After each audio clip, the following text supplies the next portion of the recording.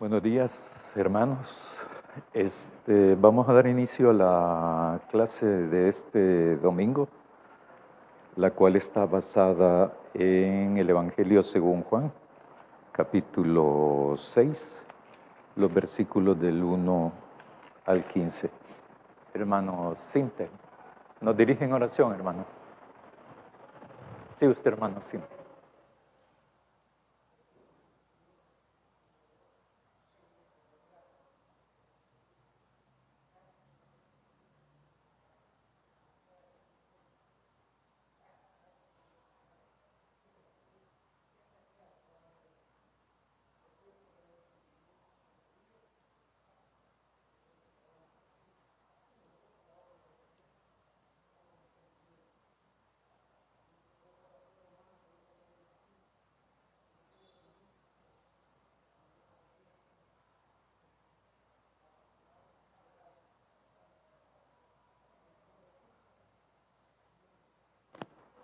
Gracias, hermano.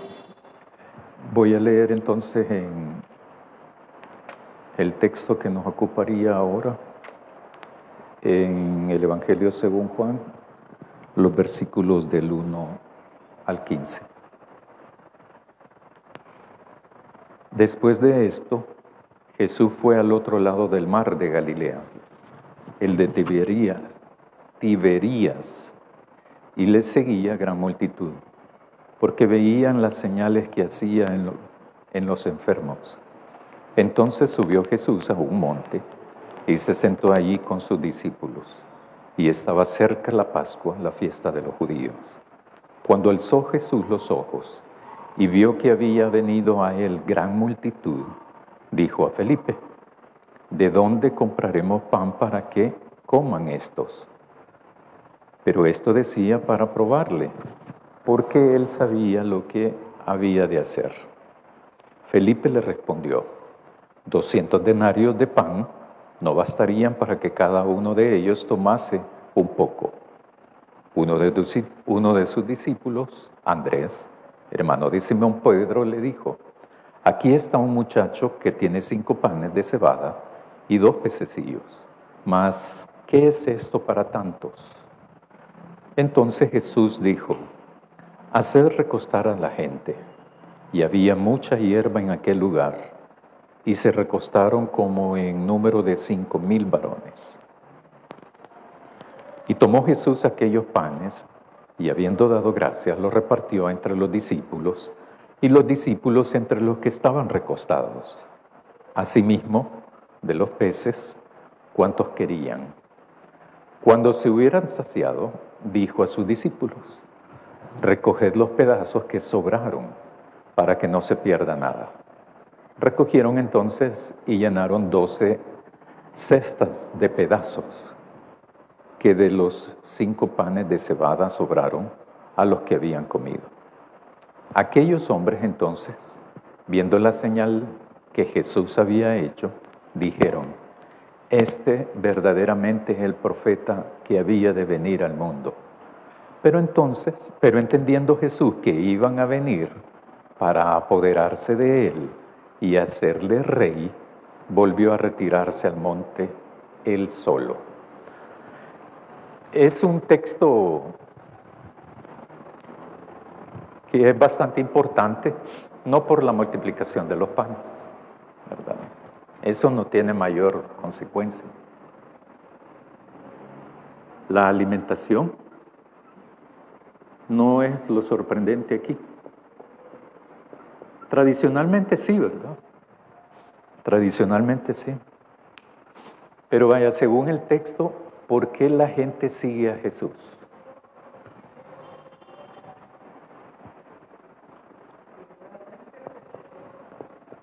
¿Sí? ¿Por qué? Ujú. Muy bien.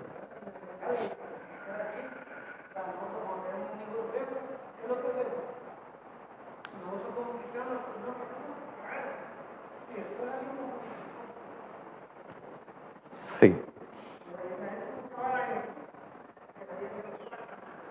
Ajá. Muy bien. Muy bien.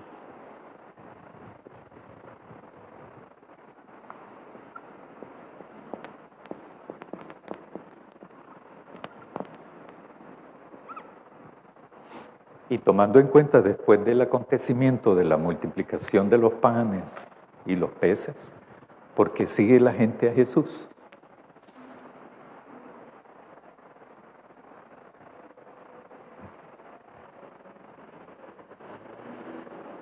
De la sección que hemos leído, esto está al principio, ¿verdad? Solo que ahí está un poco genérica la cuestión, porque dice, después de esto Jesús fue al otro lado del mar de Galilea, el de Tiberías. Eso fue en honor a un romano que se llamó Tiberio. Por eso le pusieron así a eso. Una gente le llamaba así y otra gente le llamaba Mar de Galilea. Y le seguía gran multitud porque veía las señales que hacía con los enfermos. Las señales, otra gente dice señales, se puede decir también prodigios. Pero lo que dice usted, hermano, es lo que es. Porque Jesús sanaba a los enfermos. Porque independientemente qué es lo que tenían, había una acción sanadora. Entonces, la gente iba detrás de Jesús. Ese sería mejor el término, ¿verdad? Pero le vamos a poner, seguía a Jesús.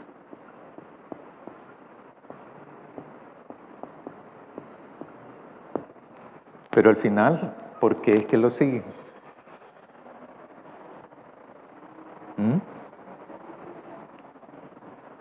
Versículo 14. Aquellos hombres entonces, viendo la señal que Jesús había hecho, dijeron, este verdaderamente es el profeta que había de venir al mundo.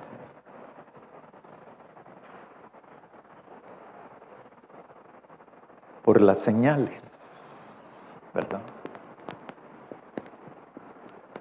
¿Y qué señales había hecho? Multiplicar los panes y peces.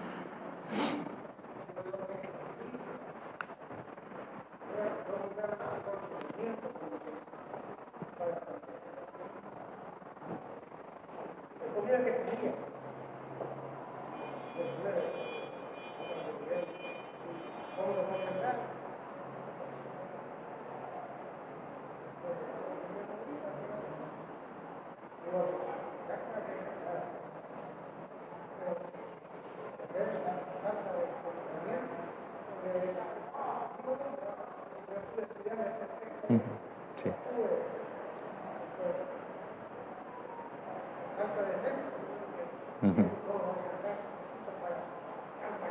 Sí.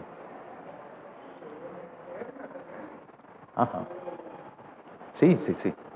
Que fue un acontecimiento milagroso, sí, ¿verdad? Eso no se discute, ¿verdad? Más o menos habían más de 5,000 personas, porque ahí solo se cuentan los hombres. Había más gente todavía. Entonces la gente va detrás de Jesús porque sanaba a los enfermos y porque hacía señales. ¿Cómo responde Jesús a eso? Según el texto. Versículo 15.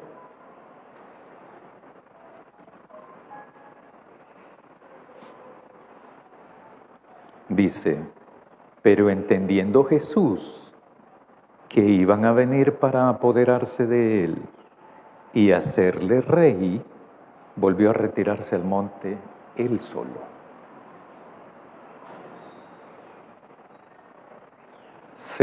Tomando en cuenta esto, ¿cómo interpretarían ustedes si Jesús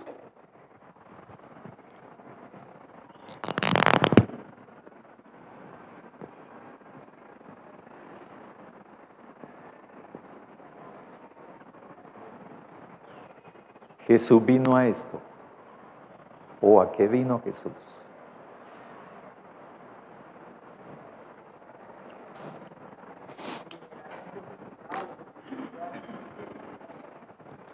La hermana Ana, ajá.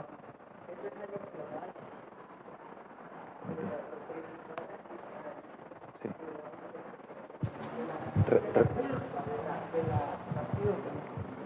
Sí, dice la hermana Ana, a liberarnos del pecado.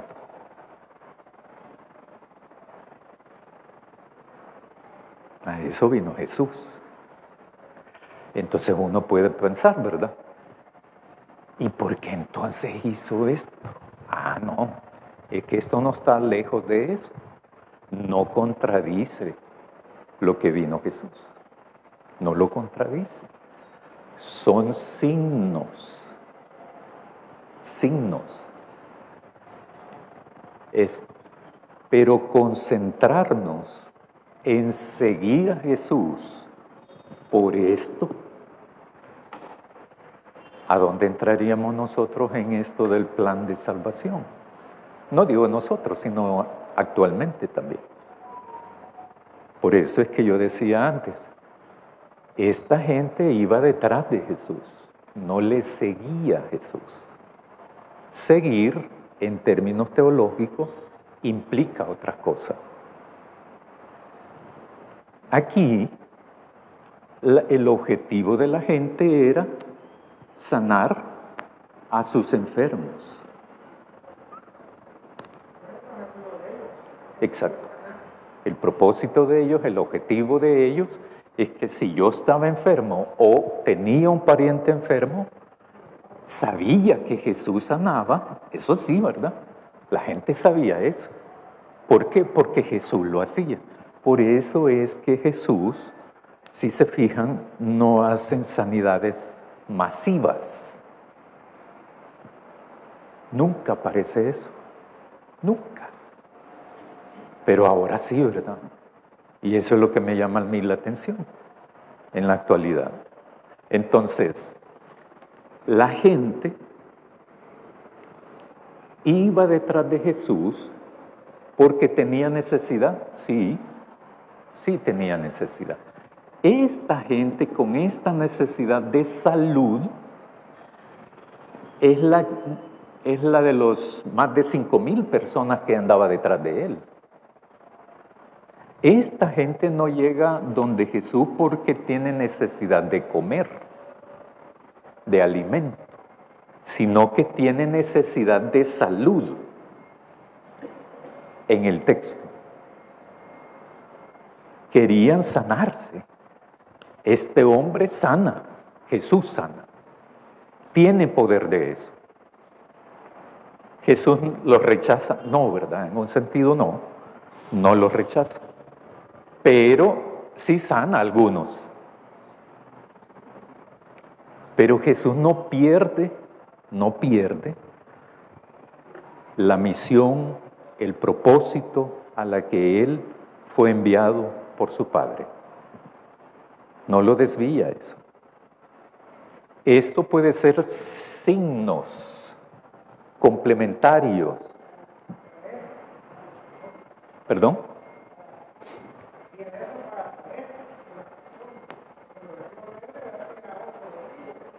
Ajá. Sí.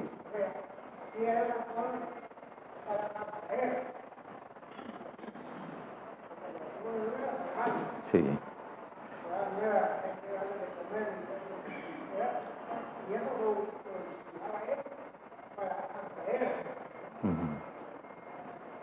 Es probable en algún nivel. Lo que pasa es que él tenía compasión de la gente.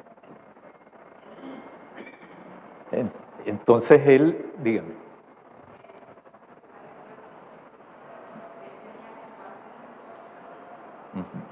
Sí, él tenía compasión de la gente, pues, ¿verdad? Pero no hay que perderse ahí, porque las señales, prodigios, no son el centro de la misión de Jesús, ni antes ni ahora. Porque la misión no cambia a través de la historia. Entonces, la gente sí. Por ejemplo, la mujer en samaritana, que le decimos samaritana. No la sana de nada, ¿verdad? Pero la gente va y acude a Jesús. Claro, el convertir el agua en vino tampoco sana a nadie. Y solo se da cuenta un grupito chiquito, según lo que hemos venido estudiando, porque así son todos los evangelios, ¿verdad? Comienza con algo pequeño y empieza la cuestión. Hay un libro que se llama Un tal Jesús, que comienza así: todo comenzó en Galilea, ¿verdad? Porque es cierto, todo comenzó ahí, en algo pequeño, y ahí va la cosa. Y va leudando, va invadiendo, Pero fíjense bien en este dato también. Muchísima gente se queda. Muchísima gente se queda.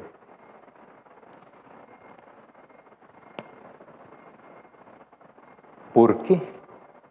¿Por qué que la gente se quedó? Se quedó, quiero decir, en el proceso de Jesús, en la misión de Jesús. ¿Por qué se quedó la gente?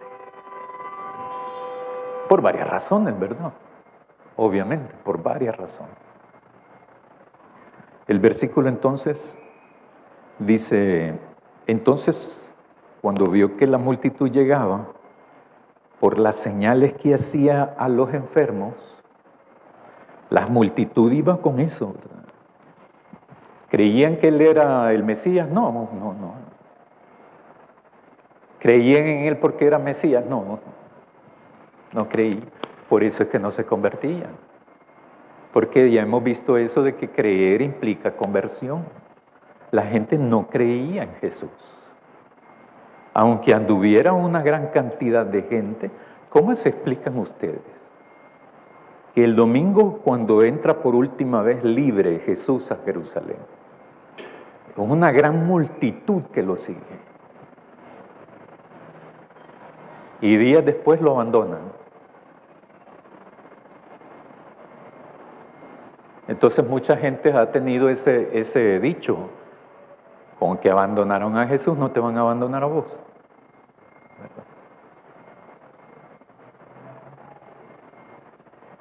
Hay que fijarse en ese tipo de cosas también.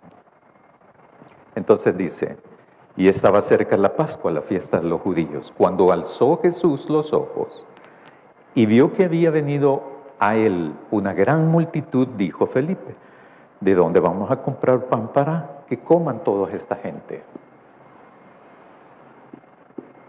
La pregunta no es ingenua, ¿verdad? La pregunta no es ingenua. ¿Quieres saber la respuesta de Felipe? ¿Quieres saber cómo interpreta Felipe hasta ese momento su seguimiento a él, a Jesús? 200 denarios de pan no van a bastar para darle un pedazo a todo esto. 200 denarios correspondería más o menos a 200 días de salario, y no alcanzaría para darle de comer a más de 5,000 personas. Uno de los discípulos, entonces Andrés, hermano de Simón Pedro, le dijo: mira, aquí hay un muchacho que tiene unos panes de cebada y unos pescados, pescaditos, dice el texto en griego, ¿no? Como que si fueran esas, como le dicen aquí, pepesca les dicen aquí, ¿verdad? ¿Cómo? Sí, come. Y le dicen comecayo porque son las que... ya. Sí. Pero esto no es nada para tanta gente, pues, ¿verdad? ¿Y qué es lo que hace Jesús? Tomar de ahí, de lo poquito, de la miseria, de lo que casi no existe, de lo que para uno no es inservible. ¿Por qué? Porque es poquito.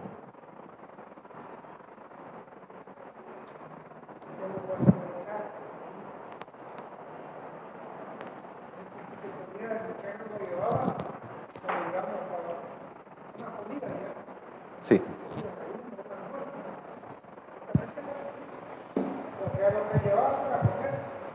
Para comer él. Era poquito, ¿verdad? Supuestamente era poquito lo que daba el muchacho, porque Sí. solo para desayunar, para almorzar, digo yo, Ujú. era poquito lo que llevaba, no llevaba gran cantidad. Algunos dos pescaditos y unos dos tortillas o dos panes. Era una cosa bien poquita. Sí. ¿Verdad? Es como ahora, ¿verdad? Si alguien lleva su poquito de frijoles ahí, ¿verdad? En una bolsita, dos tortillas y ya estuvo.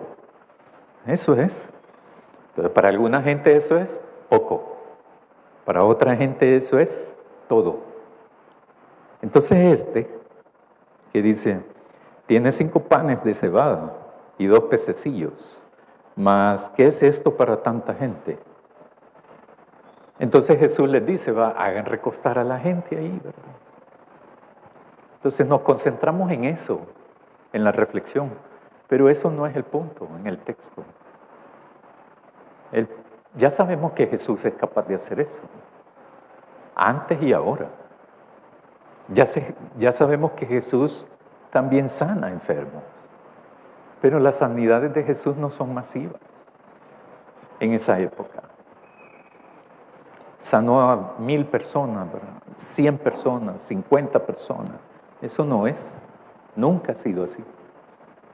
La gente cuando quiere explicar esa teoría, cuando dice, no, sí, Jesús entonces sana a miles y miles de personas de una sola vez, porque Él puede mover la mano y sanar. ¿Cómo saben que Él mover la mano sana? ¿De dónde sacan eso? Las interpretaciones esas. Entonces, el punto aquí no es la alimentación.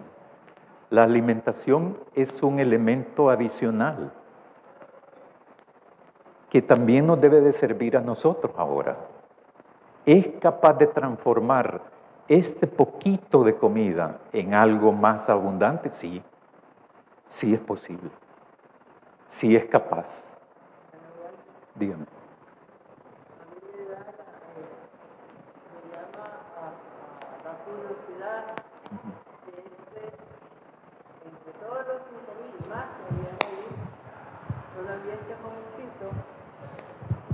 Que él estaba ahí, pero llevaba para sí mismo, su alimento para sí mismo. Sí. Entonces, ¿por qué seguía a Jesús?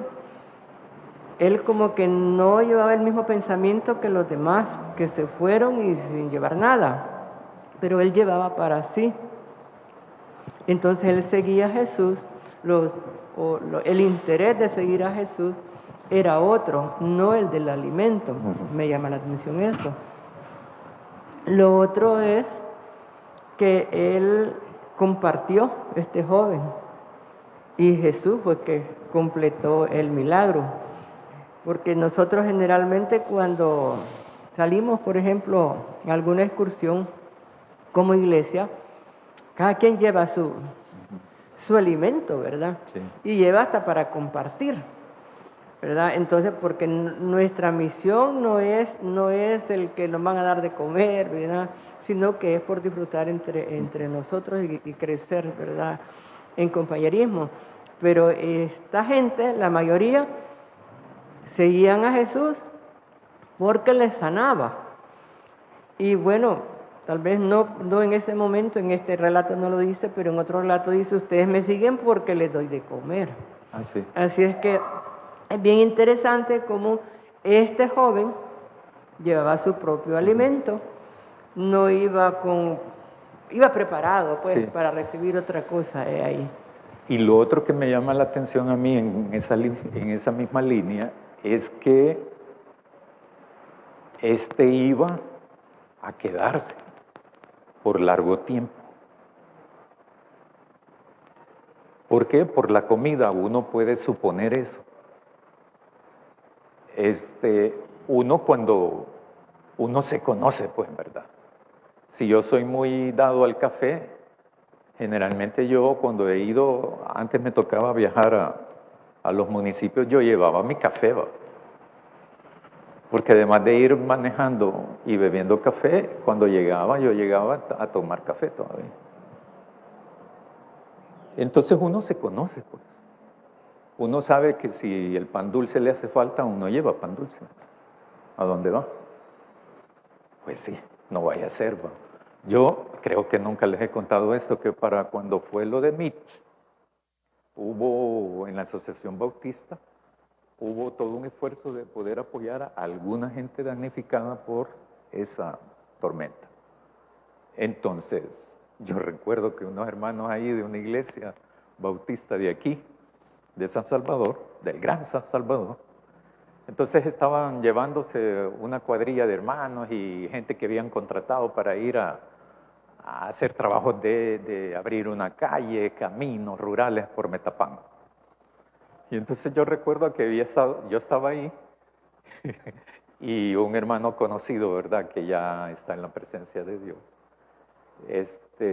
Ya todos estaban arriba, ¿verdad? Entonces le dicen, fulano, solo usted falta, subas, hermano, permítanme que me hace falta algo. Y todos creímos que era alguna herramienta. Y llevaba unas quesadillas. Por cualquier cosa, dijo él así, en el camino. Pues sí, si uno va, porque uno no sabe, no sabía nada. A mí me tocó también por lo de la tormenta Ida en el 2009, que yo trabajé en uno de estos organismos humanitarios. Yo estaba a las 11:30 de la medianoche en San Sebastián, en un cantón, porque se había inundado y todo eso, ¿verdad? Y entonces estábamos repartiendo canastas básicas, no eran canastas, eran sacos, ¿verdad?, valorados en $350 cada uno. Y eran las 11:30, no habíamos almorzado, ¿verdad?, menos cenado, ni nada de eso. Y vengo yo y le digo a una de las señoras que estaba ahí, mire, le digo yo, y por casualidad aquí no hay una tortillería cerca. Sí, me dijo, donde la niña fulana. Fíjese que como yo no soy de aquí, no conozco. Démelo, me dice, y ya le di el dinero, ¿verdad? La cosa es que me llevó, y me recordé de este texto cuando lo estaba leyendo, porque me llevó unos camarones. Pero a mí me llamó la atención la forma, y me dice, no les haga mala cara, me dijo, si son camarones de agua dulce. Bueno, entonces, y ya lo repartimos entre los 15 compañeros que andábamos allí, ¿verdad? Entonces, uno cuando va a eso, entonces me hace sospechar que este chero, este muchacho, no vaya a ser, ¿verdad?, que me tarde tanto, porque no sé a lo que voy, y lleva su alimento. La otra cosa que destaco también de lo que dice la hermana es que es ese gesto, ¿verdad? El discípulo, Andrés, sí sabe que este muchacho tiene 5 panes. Ni siquiera los discípulos de Jesús, ¿verdad? Sino que también me llama la atención de que por qué Juan, el escritor, destaca de que uno de esta multitud iba preparado. Y como estamos en las suposiciones, es probable que alguien más también estuvo así. Entonces, el milagro, dicen unos, hay unas interpretaciones de esto, ¿verdad? El milagro, dicen unos, estriba en lo que hace Jesús de la multiplicación. Otros dicen que el milagro estriba en el gesto del muchacho de poner a disposición los recursos que él tiene. Ambas cosas no son contradictorias. Ambas no son contradictorias. Sino que el milagro es de que todos se alimentan y sobran, en la medida de también del compartir, una actitud de compartir. No todos, aparentemente, estuvieron en esa misma actitud. Todos lo que querían era salud. Todos eran necesitados, pero no todos eran solidarios.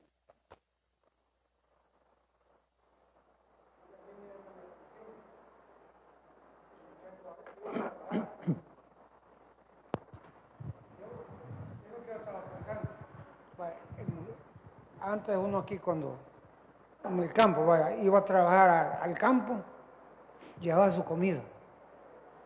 Pues este muchacho iba, como estamos pensando, él iba a trabajar y llevaba su comida, vaya, los panes con los pescados. Él iba, pero cuando vio la multitud de gente, se detuvo. Por curiosidad, por lo que haya sido, se detuvo y volteó a ver un montón de gente. ¿Y qué pasa aquí? Habré dicho. Y así fue como se quedó ahí. Él iba de paso, para ver la multitud de gente, así como nosotros cuando vamos caminando y vemos qué es lo que pasa ahí, los paramos a ver qué es lo que sucede. Así creo yo. Sí. Esa es una suposición, ¿verdad? Porque el texto no lo plantea. Más que plantea es que es parte de esta gente que iba detrás de Jesús. Que iba detrás de Jesús. Toda esta multitud no seguía a Jesús. Iba detrás de él. Seguir, lo repito, tiene una implicación de compromiso en el Evangelio. No todos siguen a Jesús, igual que ahora. No todos seguimos a Jesús. Podemos ser miembros de una iglesia, pero no seguir a Jesús. Podemos ser bautizados, pero no seguir a Jesús. Entonces, ¿qué me hace seguidor de Jesús, verdad? ¿Qué me hace ser discípulo de Jesús? ¿Qué me convierte en un hijo de Dios? ¿Qué me hace entonces ser un miembro del pueblo de Dios? Tener una necesidad e ir detrás de Jesús no me hace pueblo de Dios. Es decir que uno tiene fe o creer en Jesús porque uno tiene una necesidad. ¿Creen ustedes que es válido que decir que tiene fe o creer de que Jesús sí verdaderamente es el Mesías, o sea, el Señor, o sea, el Salvador?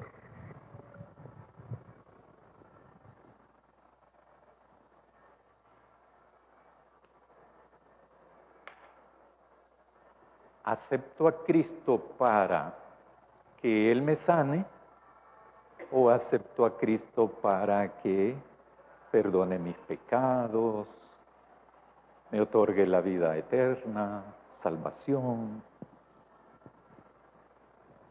¿Cómo lo ven?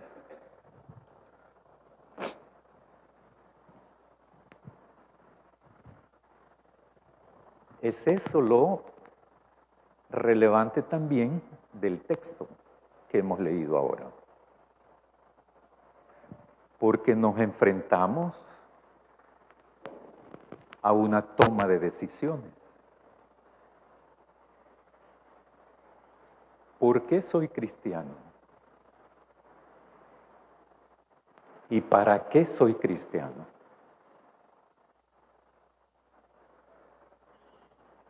Esto es el por qué soy cristiano.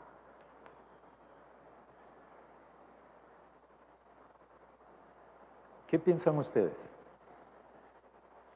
Como no lo van a, voluntariamente no lo van a hacer, ¿verdad? Así que ¿cómo lo ven? ¿Es lo mismo decir tener fe y creer en Jesús basado en esta necesidad? La voy a poner actualizada. Por ejemplo, soy alcohólico, ¿verdad? Soy alcohólico.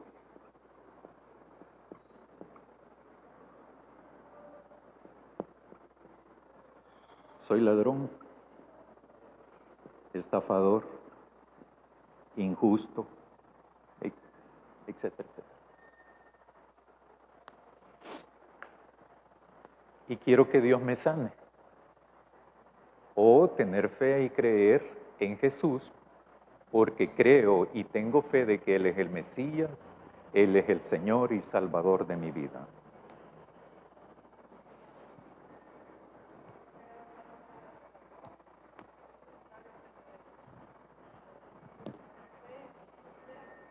Ujú.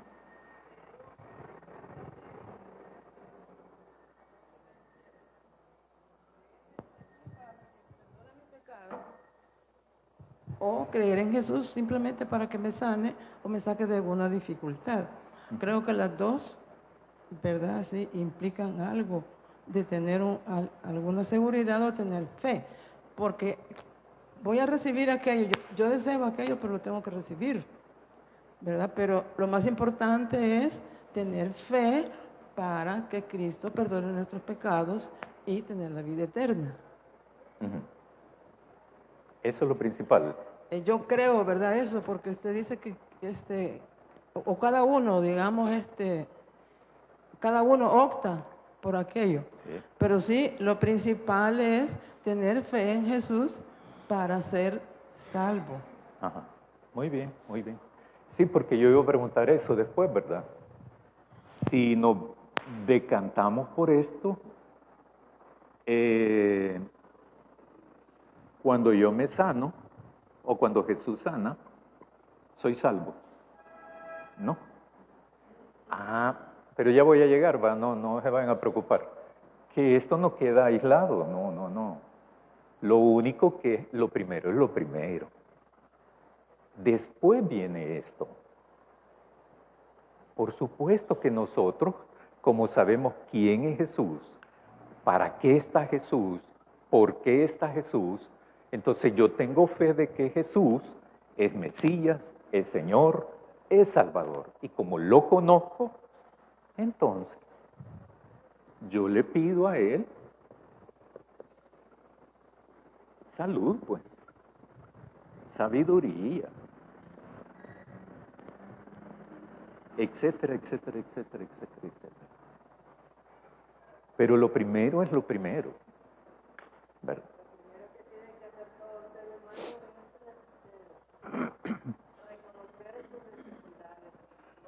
Exacto.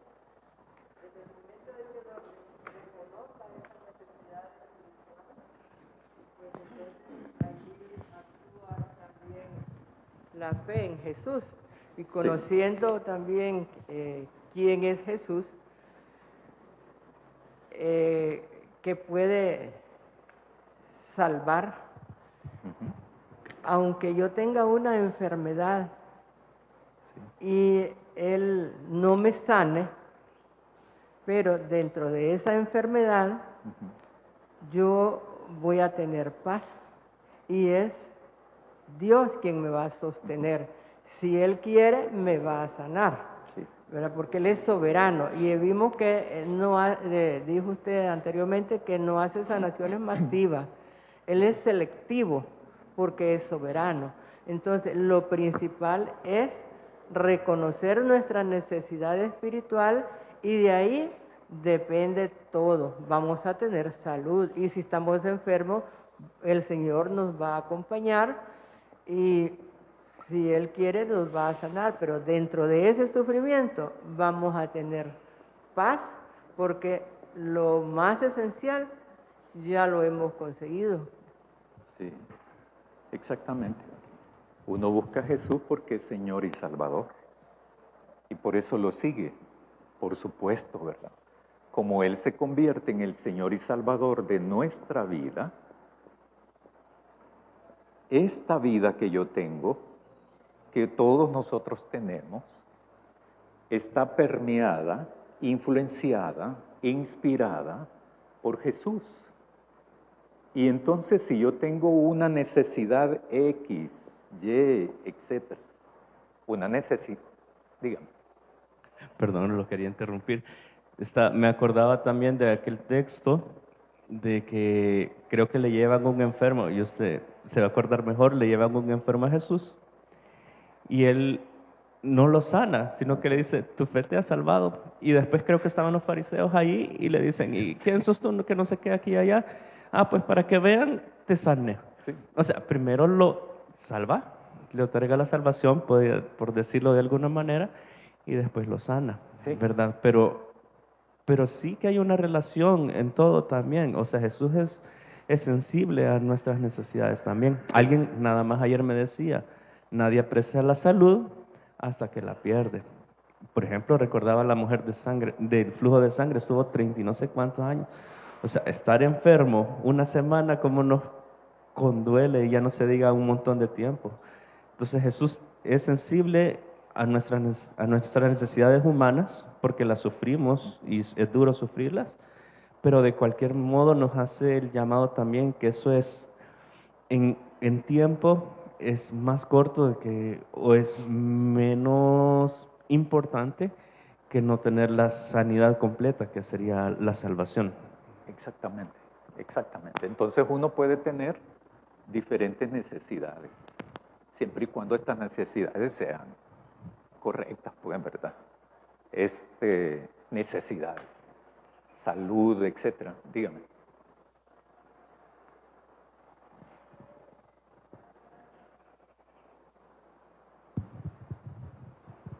Gracias, hermano.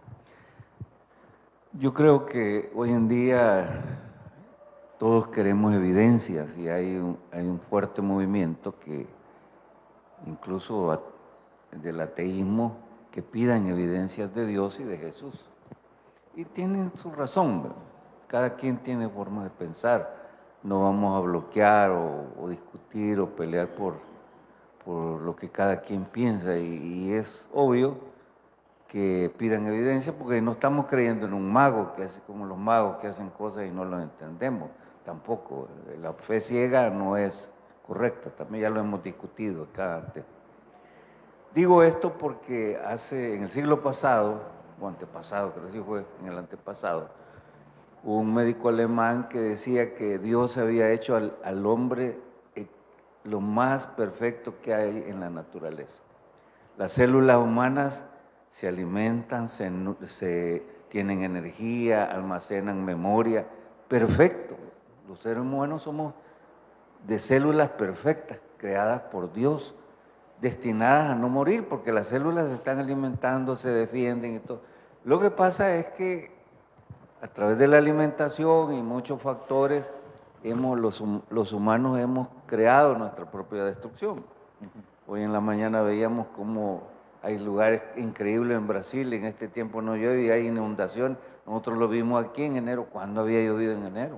Y hubo la inundación allá en Marsella. En fin, somos los creadores de esta destrucción, nuestra alimentación nos acorta la vida. Pero digo esto porque muchas veces surgen teologías que nos hacen pedir veracidad de los hechos de Jesús, cuando lo que él decía es: el que cree en mí, sígame, simple y sencillamente. No es necesario ver que me sane a mí para yo creer. Y lo digo con toda certeza, cuando uno cree en Jesús y es convertido, no anda pidiendo ni teología de la prosperidad, porque muchos se basan en eso, porque yo entiendo que todos queremos, ¿quién no quiere tener beneficios materiales? Pero no es lo que Jesús que quería porque lo siguieran. Y eso es en todas las creencias. Soy amigo de un asesor judío que estuvo aquí en el siglo pasado también, y él era ateo, judío, ateo. Yo le digo: bueno, ¿y tú por qué eres ateo? Si eres de Israel. No, ¿cómo voy a creer en un Dios que me quitó a mi hijo que andaba trabajando en Israel y se le vino un muro y murió?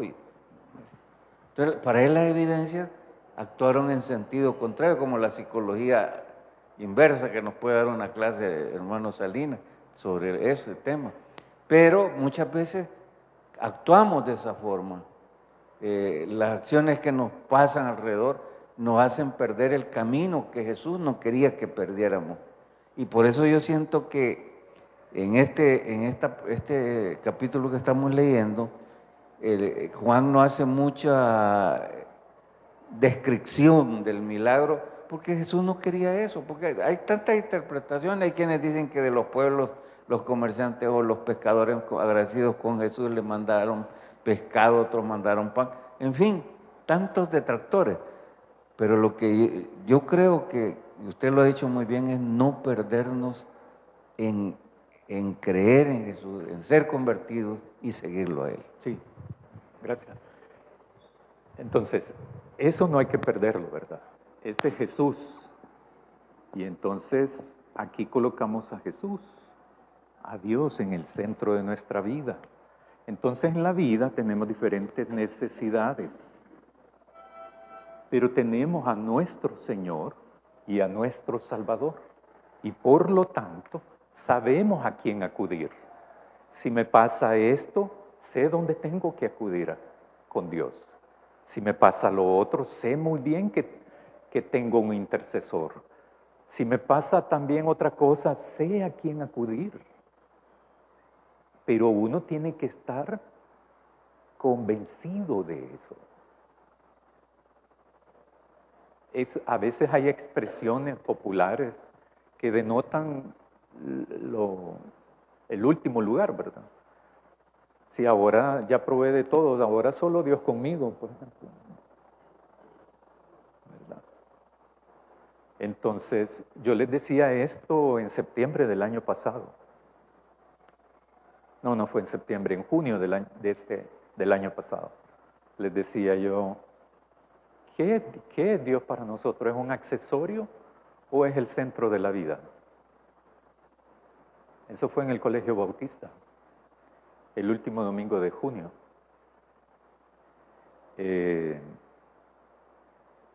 Cuando uno tiene una necesidad, sea lo que sea, ¿cómo es la primera reacción? Ahí evalúense ustedes. Si para ustedes Dios es el centro de su vida o es el accesorio de su vida. Claro que uno tiene que vivir con la consecuencia de eso.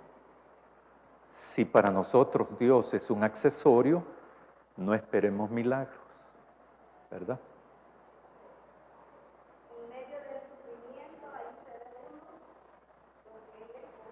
Sí, ayer, por ejemplo, estaba leyendo algo que dicen, el líder saca realmente lo que es en el momento de la escasez o de la crisis, no de la abundancia y de la tranquilidad. Ahí no se ve realmente, sino cuando uno está afrontando una situación adversa. Entonces, uno puede ser como el muchacho, o puede ser también como la demás gente, según el texto.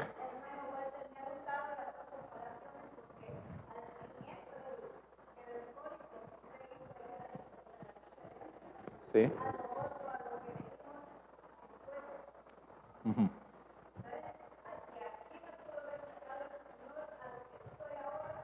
No. Sí. Uh-huh. Sí.